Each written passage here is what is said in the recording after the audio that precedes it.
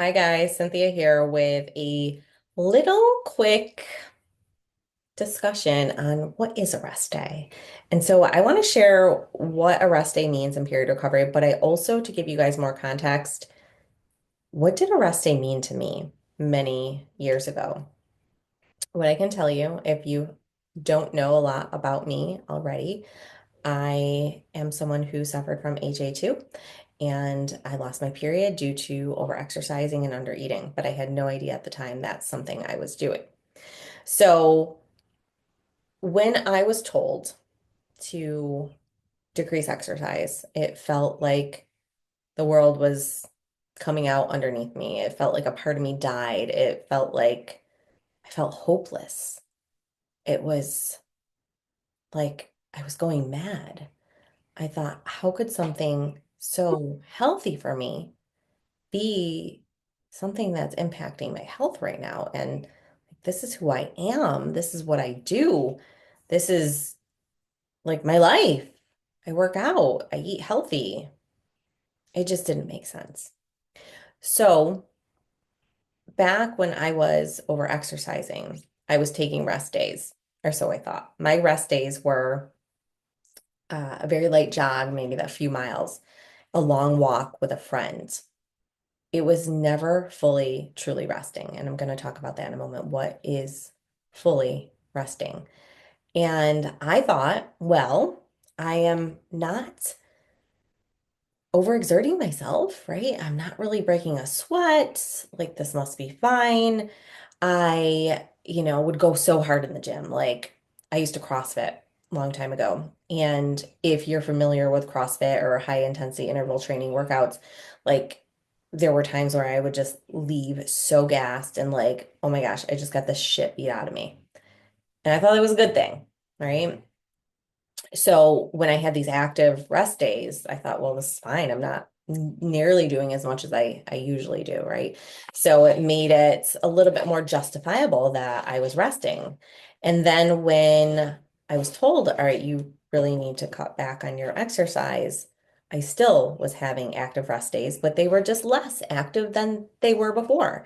And what I want to say is that what you think is quote unquote rest for your body and what your body actually needs are two different things. And that's where a lot of times we lose this ability to get our periods back and keep it because we're literally in our heads about, well, this is less than I used to do, so this must be okay. But if you're not getting a regular period, it is too much.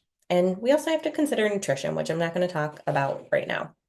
So, a true rest day, you guys, isn't just active recovery.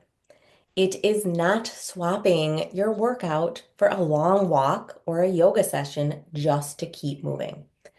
A true rest day is full permission to pause, to let your body just exhale, right? To trust that doing less is actually doing more for your hormones, for your healing, and your long-term strength. So it's a day where movement isn't driven by guilt or fear of losing progress, but by deep respect for your body's need to repair, right? So, but what if I get the question, well, what if my friend wants to go for a walk? And she's like, I want to go for a 3 mile walk. And I'm like, okay, well, this is your rest day. Well, does it mean I gotta say no to doing something fun? And I like to say, no, you don't. But where can you meet yourself in the middle as a happy medium? So if this was your day to fully rest and to not do any intentional exercise, but you really want to catch up with your friend, you know, is this coming from a place of fear or guilt of losing progress? Or is it coming from a place I really want to connect with my friend? And if it is coming from a place of connection with your friend, why can't you sit and have a coffee and just say, hey, Jen, right now, maybe you share some of your story. I don't know, or maybe she already knows about it, but I would love if we can catch up by coffee, So just, sharing what this also could look like resting. So sleeping instead of setting your alarm, right? So if you're used to waking up in the morning at 5:30 to work out, let's Do it at 6:30 because now you get to sleep an extra hour in.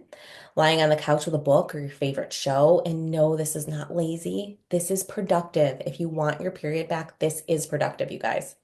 So eating more, not less, because you're not moving as much.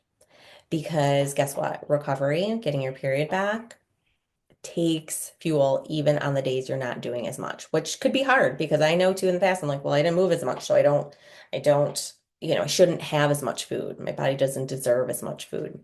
And when all actuality, your body is in this really, really deep negative energy deficit, and you are just pushing yourself further on in recovery quicker by resting more and eating more than you usually would on that rest day. So choosing connection, calm, and nourishment over pushing and proving or even sometimes punishing, right? I could remember there were days where I'm like, oh, I just ate this, cookie. So I got to work out extra hard.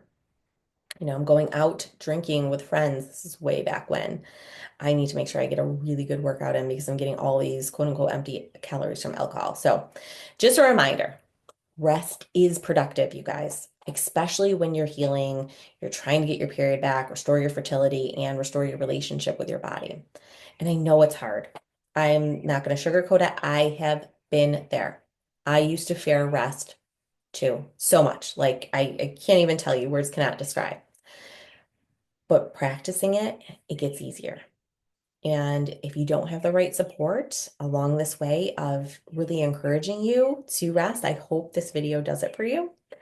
And, now it has taken some time, and this has been this way for a while. It's not just I'm realizing it now, but once I made a full recovery, I see rest for what it really is. And it is such a powerful and essential part of getting your period back, your fertility, and keeping all of that for a lifetime to come.